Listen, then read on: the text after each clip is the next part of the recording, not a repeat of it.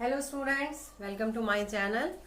और आज हम लोग पिछले लेक्चर में हम लोग एक्सरसाइज 12.2 कंप्लीट कर लिए थे। आज हम लोग एक्सरसाइज 12.3 करेंगे, लेकिन उसके पहले जो उसकी कुछ प्रॉपर्टीज है जिससे रिलेटेड है वो एक्सरसाइज उसको देखेंगे। बहुत सिंपल है। आप लोग मेरे लेक्चर पे हम कंटिन्यू स्टेप बाय स्टेप बने रहिए, आपको हर चीज़ें स्टेप बाय स्टेप क्लियर होती जाएंगी, कहीं कोई कॉम्प्लिकेशन नहीं होगा। तो चलिए शुरू करते हैं। एक्जिमोटिक अप्रोच टू प्रोबेबिलिटी। एक्जिमोटिक जैसे आपने क्लास 10th वगैरह में एक्सियम है ना, जो एक्सियम यानी थ्योरम जो आप प्रूफ करते हो, है ना। एक्जिमेटिक अप्रोच टू प्रोबेबिलिटी मतलब यदि मान लीजिए कि कोई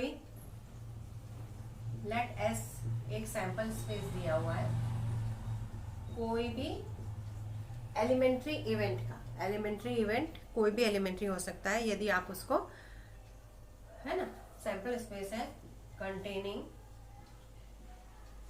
an elementary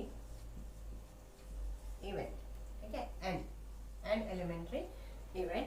तो आपको उसको किस तरीके से डिनोट कर सकते हैं, मतलब यदि S को ये बोलूं मैं W1 इस या ओमेगा 1 ओमेगा 2, ये पर्टिकुलर इसको ओमेगा 1 दिया है इसलिए हम इसको ओमेगा 1 पढ़ रहे हैं, बाकी ऐसा कुछ नहीं, किसी भी इससे आप इसको डिनोट कर सकते हैं, ठीक है। तो सैंपल स्पेस हुआ, एन एलिमेंट्री इवेंट है, तो W1। अभी तक हम एक फिक्स पर्टिकुलर उसके लिए बात कर रहे थे, अब हम जनरलाइज उसमें बात करेंगे। जैसे डाइस को वो कर रहे थे तो 6 पॉसिबिलिटीज होती थी, उसका सैंपल स्पेस जो बनता था। इस तरीके से कॉइन को टॉस करते हैं तो 2 पॉसिबिलिटी होती थी, हेड आता था या तो उसका सैंपल स्पेस में 2 एलिमेंट होते थे, तो है ना। तो इसमें जो है एक सैंपल स्पेस है जिसमें W1 से लेकर WN एलिमेंट्री इवेंट है। तो इसमें जो पहला है प्रॉपर्टी वो होता है 0 is less than PWI is less than 1। कहने का मतलब है कोई भी इवेंट होने की जो प्रोबेबिलिटी है वो प्रोबेबिलिटी 0 से 1 के बीच में लाई करेगी, मतलब नेगेटिव भी नहीं हो सकती और 1 से बड़ी भी नहीं हो सकती। इसको बोलेंगे probability of any event, probability of any event. ये फर्स्ट प्रॉपर्टी हुई। दूसरी प्रॉपर्टी ये होती है कि जो प्रोबेबिलिटी होती है सारे एलिमेंट्री इवेंट की, उसका जब सम करेंगे तो वो हमेशा 1 आएगा। अभी आप आगे देखेंगे कि वो कैसे होगा, हाउ इट इज पॉसिबल, ठीक है। अभी सिर्फ ये जान लीजिए, probability of all elementary, sum of probability of all elementary event जो होगा उसकी वैल्यू हमेशा 1 होगी। और तीसरी कंडीशन आती है कि जो PA है ये हमेशा समेशन ऑफ PWI के where I is equal to 1 to n। मतलब यदि ये पूरे W1 WT को, इसको इवेंट को यदि A से डिनोट कर दे तो probability of A is equal to summation, मतलब सारे की प्रोबेबिलिटी का सम। ये समेशन का यहाँ पे मतलब होता है उसका सम होना, वेयर WI जो है बिलोंग करेगा A में। ऑब्वियसली ये जो A है, A को हमने किससे, ये जो पूरा है तो ये जो WI है वो A में बिलोंग करेगा।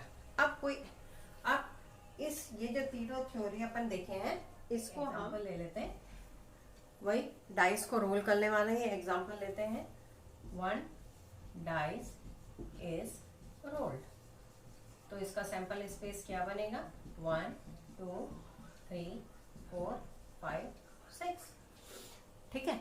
तो अब यदि P1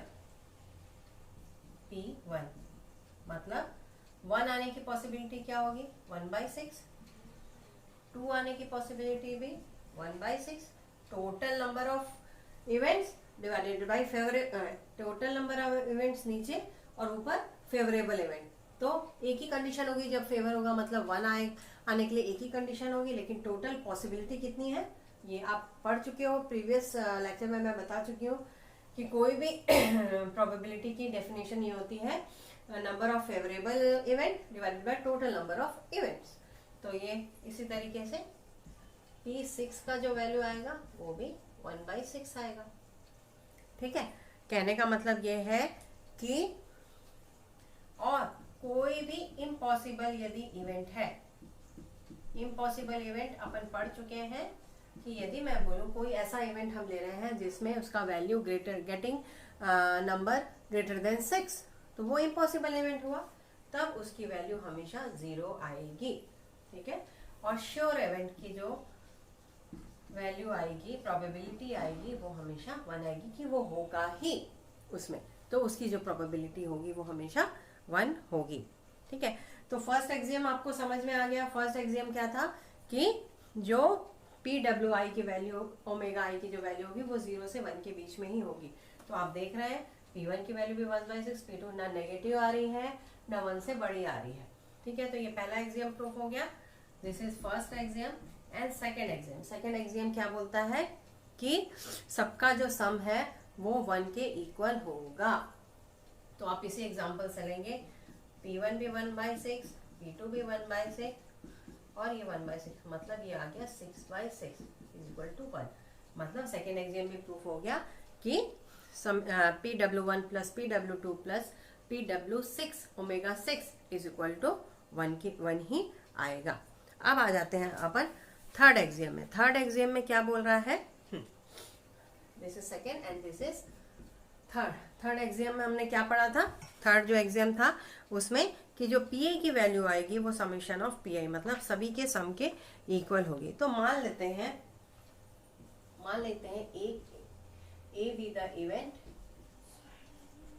getting even number।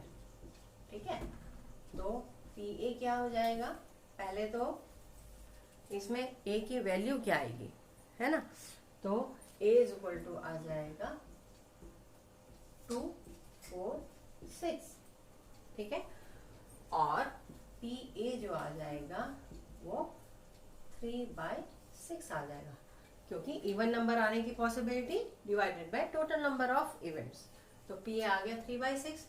ठीक है, अब यदि हम यहां से W2 निकालते हैं तो 1/6 आएगा, W4 निकालते हैं यहीं से, ये भी 1/6 आएगा, और W6 निकालते हैं, ये भी कितना आ जाएगा ये भी कितना आ जाएगा 1/6। मतलब W2 plus W4 plus W6 कितना आ जाएगा 1/6 प्लस 1/6 दैट इज 3/6। इसका मतलब जो PA की वैल्यू आएगी वो summation of I is equal to 1 to 3 PWI। यहाँ समेशन का मतलब होगा सबका सम। तो इस तरीके से थर्ड एक्सियम भी प्रूफ हो गया। अब आ जाते हैं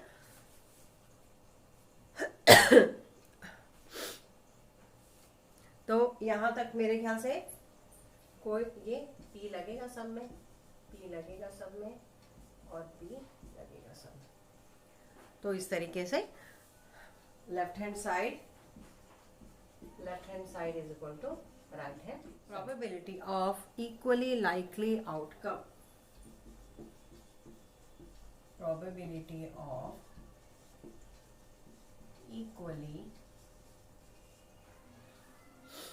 likely outcome, probability of equally likely outcome। तो यहाँ भी भाई डाइस का ही एग्जांपल लेते हैं। इसका सैंपल स्पेस क्या हो गया 1 2 3 4 5 6। ठीक है, तो यहाँ पे यदि आप summation of I is equal to 1 to n PWI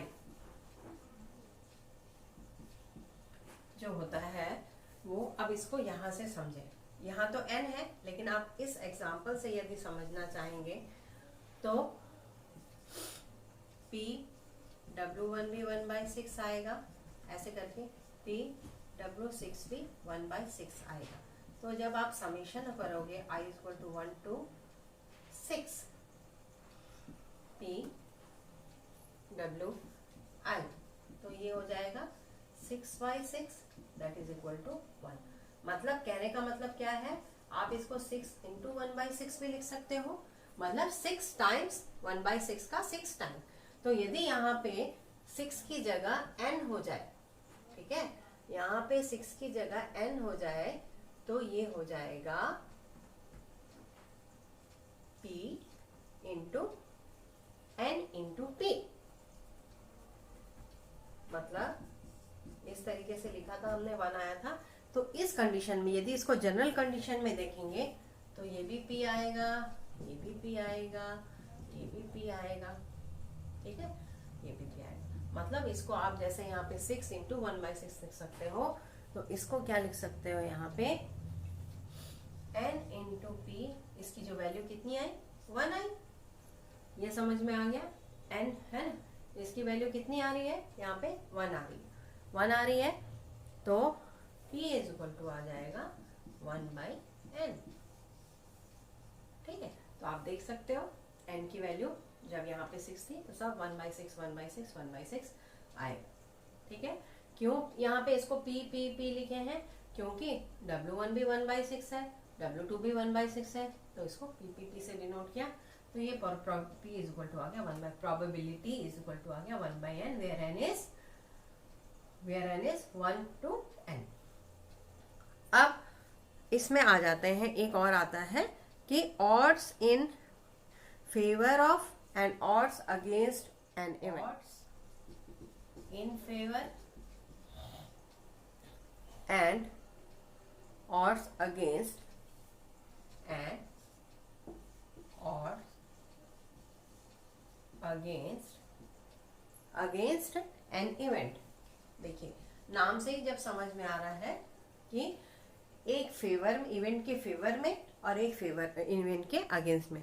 अब इसको भी एक एग्जांपल से समझ सकते हैं। मान लीजिए आप एक गन यूज कर रहे हैं, गन बंदूक जिसको बोलते हैं, उसमें कितनी बुलेट्स है, 10 या 7 बुलेट्स है, ठीक है, और आप किसी चीज को टारगेट करते हो, ठीक है, मान लीजिए वहां पे कुछ भी ग्लास रखा है या बॉटल रखी है, उसको आप टारगेट करते हैं, 7 बुलेट्स है उसमें, गन से आपको, जैसे आप लोग मेले वगैरह में देखते हैं जब आपको वो बलून लगा रहता है उसको शूट करना रहता है, तो वो एट ए टाइम 10 आपको बुलेट्स देता है कि 10 में से आप देखिए कितना बुलेट्स, कितने को आप शूट, कितने बैलून्स मार सकते हो।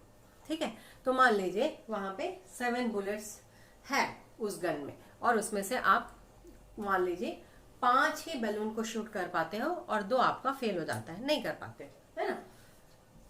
ये सबसे अच्छा एग्जांपल है भाई, मेले में जो आप लोग गन से शूट करते हैं, तो मतलब 5 में आपको सक्सेस मिली और 2 में आप फेलियर हो गए।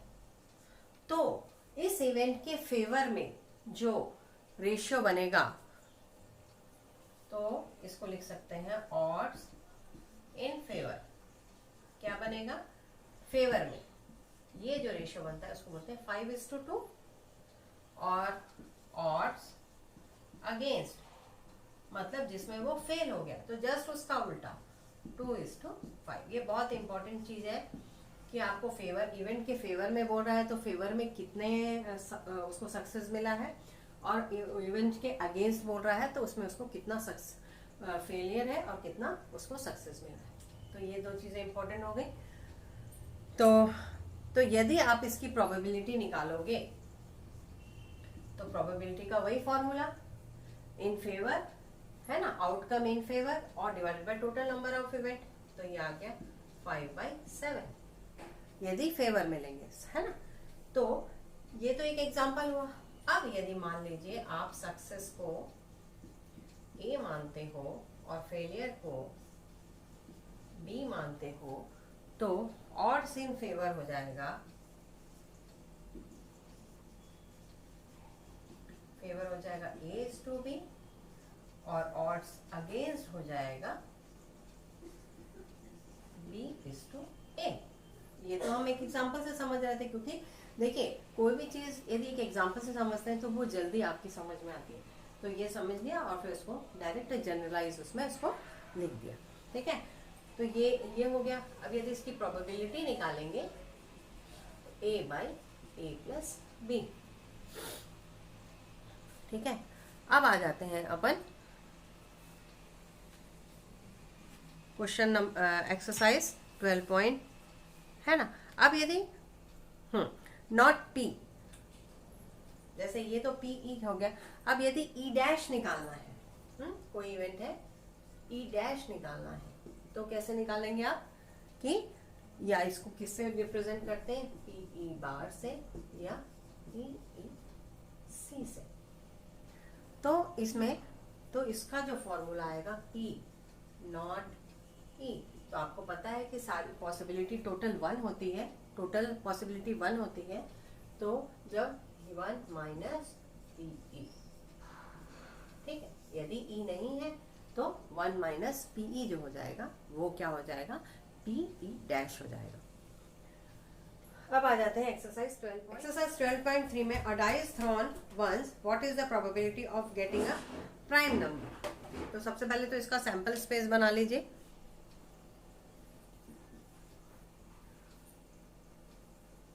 तो उससे आसानी हो जाती है, सैंपल स्पेस बना लेने से।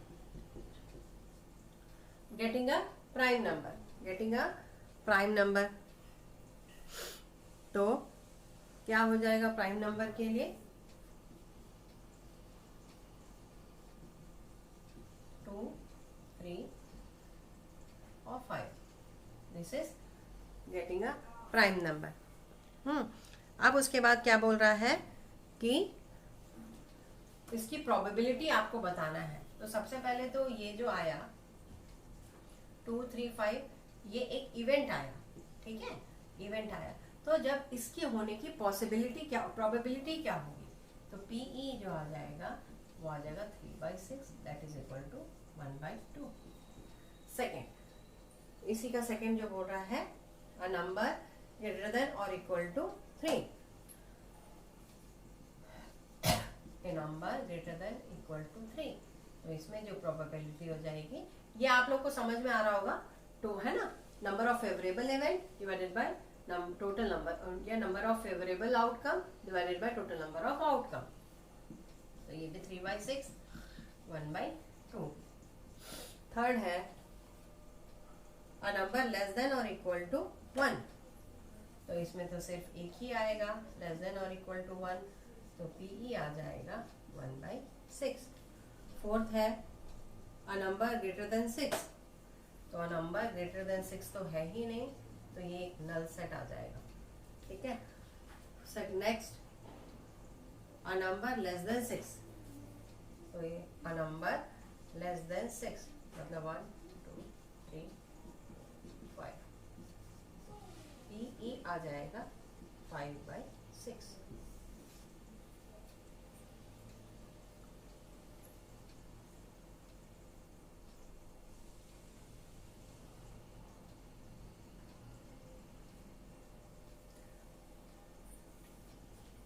तो यहाँ पॉसिबिलिटी क्या हो जाएगी, 0 आ जाएगी। इस तरीके से क्वेश्चन नंबर 1 कंप्लीट हो गया। अब आ जाते हैं क्वेश्चन नंबर 2 में।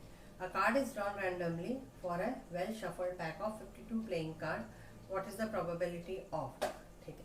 तो क्वेश्चन नंबर 2 करने के पहले अपन समझ लेते हैं कि यदि आप लोगों को कार्ड्स के बारे में नॉलेज है तो बहुत अच्छी बात है, नहीं है तो मैं यहाँ शॉर्ट में बता दे रही हूँ। तो 52 प्लेइंग कार्ड्स होते हैं, ठीक है, उसमें 4 डिवीजन होते हैं। कौन कौन से, स्पेड, क्लब, डायमंड और हार्ट। तो कितने कितने होते हैं, 30, 13, 13 और ये भी 13, ठीक है, ये होते हैं। उसके बाद यहाँ पे इक्का होता है, जिसको ए से डिनोट करते हैं। बाकी 2 से लेके पूरा 10 तक नंबर्स होते हैं। और उसके बाद जो होता है जोकर होता है, उसके बाद क्वीन होती है और उसके बाद किंग होती है, ठीक है। तो इक्के, तो हर उसमें 3 मतलब टोटल जो इसको फेस कार्ड या पिक्चर कार्ड भी बोलते हैं। तो हर एक इसमें 3 होते हैं, ठीक है। तो कितने टोटल पिक्चर कार्ड कितने हो जाएंगे, टोटल नंबर 12 हो जाएंगे, ठीक है। 2 से, और इक्के कितने हो जाएंगे हर कलर के, 4 हो जाएंगे। ठीक है, अब शुरू करते हैं क्वेश्चन। अब आ जाते हैं क्वेश्चन नंबर 2। क्वेश्चन नंबर 2 में बोला है कि कार्ड है जिसको शफल करके आप what is the probability of drawing a diamond. तो एक डायमंड आने की क्या पॉसिबिलिटी है, तो पहले बना लेंगे। सैंपल स्पेस क्या आएगा, तो डायमंड कितने होते हैं 13। ठीक है, तो इसको डायरेक्ट लिखेंगे क्योंकि बहुत सारा है उसको लिखना है ना। डायमंड आने के तो कितनी चांसेस है 13 divided by total number of cards 52, तो ये आ जाएगा 1/4। अब आ जाते हैं क्वेश्चन इसी के सेकेंड में। नॉट अ डायमंड नहीं है तो बाकी बचेंगे, मतलब 52 में से 13 माइनस कर दीजिए तो 39/52। 13 डायमंड को हमने हटा दिया, बाकी बच गए, तो 3/4। नेक्स्ट आ जाता है थर्ड वाले में एन इक्का कितना है, इक्के कितने होते हैं 4, तो यहाँ भी ये क्या हो जाएगा 4/52, तो ये आ जाएगा 1/13। और क्वेश्चन नंबर 4 क्या बोला है, नॉट एन इक्का, तो ये इसका प्रोबेबिलिटी क्या आ जाएगी, नॉट एन इक्का नहीं है, मतलब 52 में से 4 माइनस कर दीजिए तो 48/52 कितना आ जाएगा 12/13। अब आ जाते हैं फिफ्थ में एन इक्का ऑफ स्पेड। फिफ्थ में एन इक्का ऑफ स्पेड। अब देखिए इक्का किसका बोल रहा है, स्पेड का, तो इक्के कितने होते हैं 4, और ठीक है, और स्पेड 13 होते हैं। ठीक है, तो या तो एक स्पेड इक्का होना चाहिए स्पेड का, तो कितना हो जाएगा, ये एक ही होगा, स्पेड का इक्का एक ही होगा, ये भी कितना आ जाएगा 1/52। ठीक है, अब क्वेश्चन नंबर 6 इसी का 6 में आ जाते हैं। अब ब्लैक कार्ड कितने होंगे 26 है ना, तो 26/52 या 1/2। और 7 आता है नॉट अ ब्लैक कार्ड, तो वो भी इक्वल होंगे, ब्लैक कार्ड नहीं है तो रेड होंगे वो। अब और 10 और अ स्पेड कितने होंगे 4। ठीक है, उसके बाद सारे इक्का 4 होगा, नंबर्स जितने हैं सब 4 होंगे, और अ 10 और अ स्पेड, तो एक जो 10 है वो स्पेड में भी तो होगा। ठीक है, तो यदि आप इसको 4 ले रहे हो तो इसमें एक कम कर दो, यदि इसको पूरा ले रहे हो तो इसमें एक कम कर दो। समझ में आ गई बात, क्योंकि 10 और अ स्पेड, कहने का मतलब है जब आप 10 ले रहे हो और है ना, और स्पेड होना चाहिए, तो क्या होगा जब इसमें आप 10 लेंगे तो इसमें भी तो स्पेड का 10 होगा, तो यहां से एक माइनस कर दो। तो क्वेश्चन नंबर 8, तो इसकी प्रोबेबिलिटी हो जाएगी, आप लोग को अच्छे से समझ में आए, 3 + 13 डिवाइडेड बाई 52, 3 प्लस है ना, 3 + 13 डिवाइडेड बाई 52, तो ये आ गया 16 डिवाइडेड बाई 52, तो ये आ जाएगा 4/13। अब आ जाते हैं क्वेश्चन नंबर 9, इसी का 9th में क्या बोला है, अ पिक्चर कार्ड और a spade. A picture card कितने होते हैं, तो 12। ठीक है, 12 और अ स्पेड,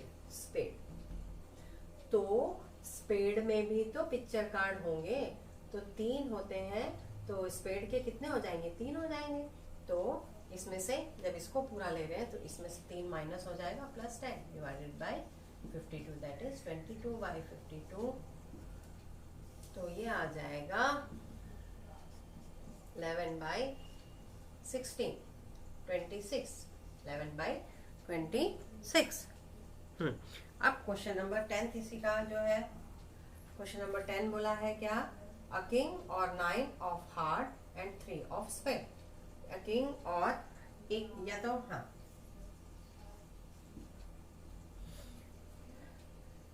एक किंग होना चाहिए, तो किंग कितने होंगे 4। 9 ऑफ हार्ट होना चाहिए, 9 ऑफ हार्ट, 9 ऑफ हार्ट मतलब 1, और 3 ऑफ स्पेड प्लस 1, ठीक है, डिवाइडेड बाय 52, दैट इज 6/52 या 3/26, करेक्ट है ना। तो इस तरीके से क्वेश्चन नंबर 2 कंप्लीट हो गया। क्वेश्चन नंबर 3, क्वेश्चन नंबर 3 में बोला है कि a bag contains 9 dices of which 4 are red, ठीक है। क्वेश्चन नंबर 3, एक बैग है जिसमें 9 डाइस है, इसमें 4 रेड है, 3 ब्लू है और 2 येलो है। 4 रेड है, R1, R2, R3 और R4, और क्या 3 ब्लू है, B1, B2, B3 और 2 येलो है, Y1 और Y2, 4, 7, 9, ठीक है। The discs are similar in shape and size. If a disc is drawn from the bag, then what is the probability that it is red? तो red आने की क्या probability होगी, 4/9। 4 बॉल रेड है और एक बॉल को, एक डिस्क को उसमें से निकालना है, टोटल नंबर ऑफ इवेंट कितने हैं 9 है, आउटकम जो आएगा, ठीक है। तो ये हो गया 4/9। सेकेंड है येलो आने की, this is first and this is second. Yellow आने के 2/9, ब्लू आने के 3/9 या इसको 1/3 लिख सकते हैं। फोर्थ है नॉट ब्लू, ब्लू नहीं आएंगे तो बाकी आएंगे। ब्लू कितने थे 3 थे, तो बाकी कितने बच गए 6/9 या 2/3 और आइदर रेड और येलो। और का मतलब जब आया इंग्लिश का, और का जब मतलब आता है मतलब उसको प्लस करना, आइदर रेड और येलो। तो रेड कितनी है 4, येलो कितनी है 2 divided by 9, that is 6/9, that is 2/3। हो गया। अब आ जाते हैं क्वेश्चन नंबर 4 में। क्वेश्चन नंबर 4 में एक लेटर दिया हुआ है, कौन सा, ASSA SSI NAT NATION, ASSASSINATION। What is the probability that it is vowel or consonant? तो वॉवल पहले देख लो, ठीक है। तो सबसे पहले ये देखेंगे कि इसमें वॉवल्स हैं कितने, 1 2 3 4 5 6 है, और 1 2 3 4 5 6 7 8 9 10 11 12 13, 6/13। टोटल लेटर्स कितने हैं वो काउंट करेंगे और उसमें वॉवल्स कितने हैं उसको ऊपर, तो 6/13। अब ये फर्स्ट हो गया और ये सेकेंड, यदि इसके कंसोनेंट आने के बाकी जो बचे हैं वो कंसोनेंट होंगे, मतलब ये हो जाएगा 7/13। अब आ जाते हैं क्वेश्चन नंबर 5 में। क्वेश्चन नंबर 5 में बोला है a bag contains 20 dices, number 1 to 20. A dice is drawn from the bag. What is the probability that the number on it is a multiple of 3? ठीक है, तो मल्टीपल ऑफ 3, 1 से लेके 20 तक उसमें क्या डले हैं डाइसेस है 1 से 20 तक, और उसमें पहला जो कंडीशन होता है इट इज मल्टीपल ऑफ 3, तो हो जाएगा 3, 6, 9, 12, 15, 18, कितने हो गए 6/20 या 3/10. This is first and second one is a prime number, है ना. तो प्राइम नंबर के लिए पहले ई निकाल लो, क्या होगा 2, 3, 5, 7, 11, 13, 17, 19. तो जो प्रोबेबिलिटी हो जाएगी कितनी होगी 1, 2, 3, 4, 5, 6, 7, 8, 8/20 या 2/5, 8/20 या 2/5. एंड थर्ड क्या बोला है, कंटेन्स अ 5. कंटेन्स अ 5 मतलब ये तो एक ही चांस होगा कंटेन्स अ 5 के लिए. क्या चांस होगा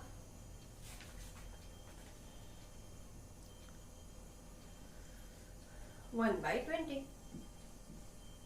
5 आने का तो एक ही चांस होगा ना, 1/20. अब आ जाते हैं क्वेश्चन नंबर 6 में. A fair coin with 1 mark in one face and 6 on the other.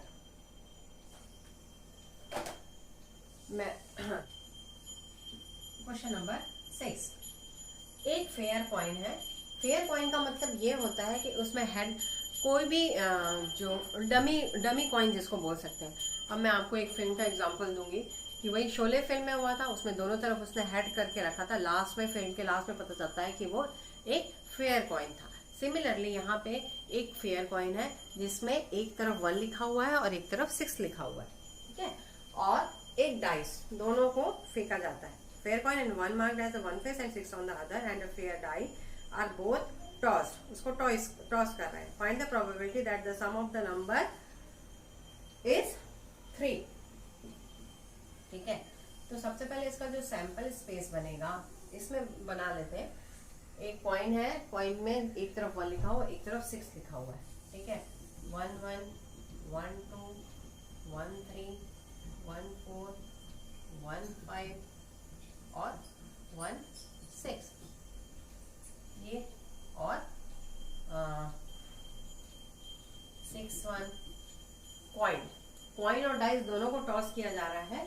तो ये आ जाएगा 6 2, ये आ जाएगा 6 3, ये आ जाएगा 6 4, ये आ जाएगा 6 5 और ये आ जाएगा 6 6. समझ में आ गया.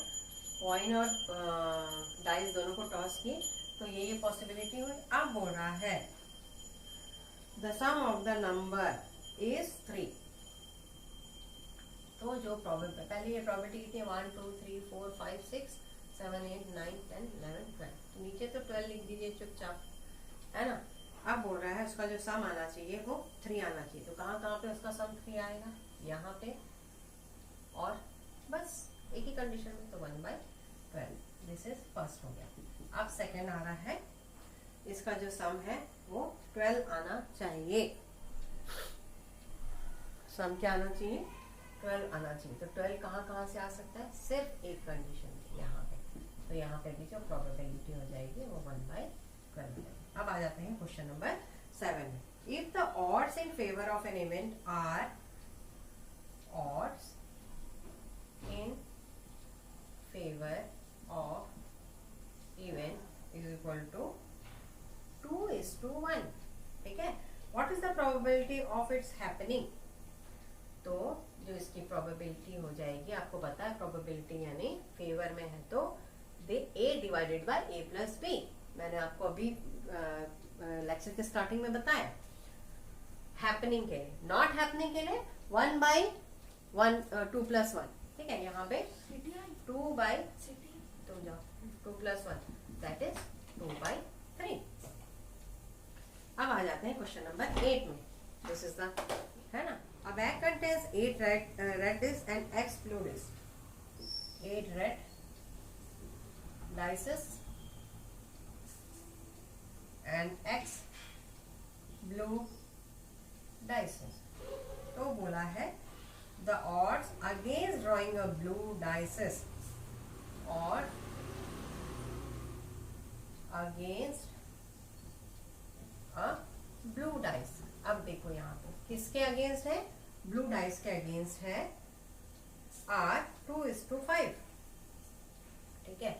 तो 2:5 मतलब 2:5 what is the value of x, blue के अगेंस्ट है, मतलब ये हो जाएगा 8/x इज इक्वल टू 2/5, ठीक है।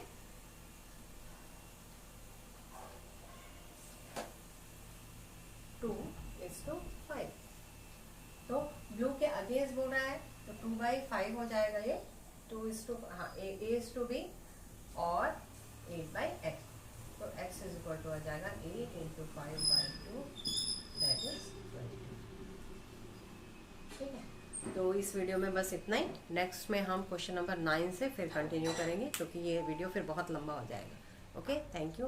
मेरे चैनल को लाइक, सब्सक्राइब और शेयर, जो मैं हर चैनल उसमें बोलती हूँ, करेंगे। Thank you.